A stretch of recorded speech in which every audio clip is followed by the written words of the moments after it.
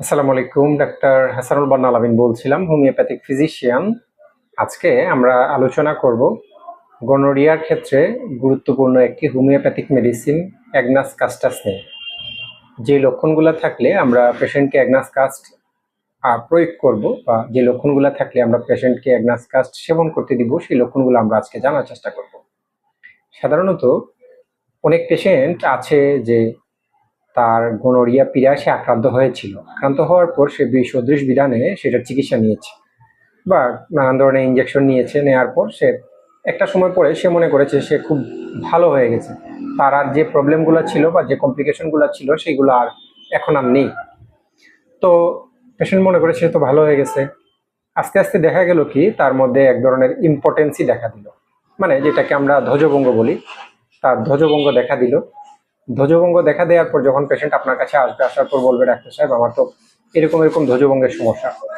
তো পেশেন্টের যখন আপনি পাস্ট হিস্ট্রিটা নিবেন তখন আপনি জানতে পারবেন যে পেশেন্টের পাস্টে গনোরিয়া পীড়ায় আক্রান্ত হয়েছিল এবং বিসদৃশ বিধানে সে চিকিৎসা নিয়েছে। তো সেই ক্ষেত্রে আপনি অ্যাগনাস কাস্টকে স্মরণ করবেন।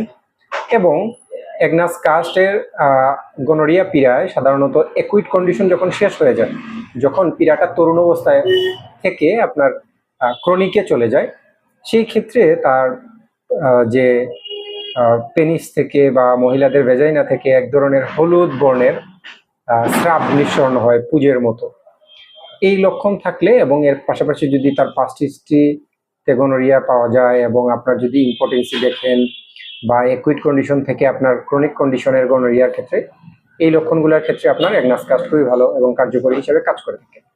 অনেক সময় দেখা যায় যে মানে যৌনাঙ্গের আশেপাশে এক ধরনের ক্ষত দেখা যায়, আলসারেশন দেখা যায় সেই সময়, এবং এই যে লক্ষণগুলো বললাম, এবং সে মানসিকভাবে খুবই বিমর্ষ থাকে এবং তার ইম্পর্টেন্সি দেখা দেয়, এই লক্ষণগুলো থাকলে পেশেন্টকে অ্যাগনাস কাস্ট দিবেন।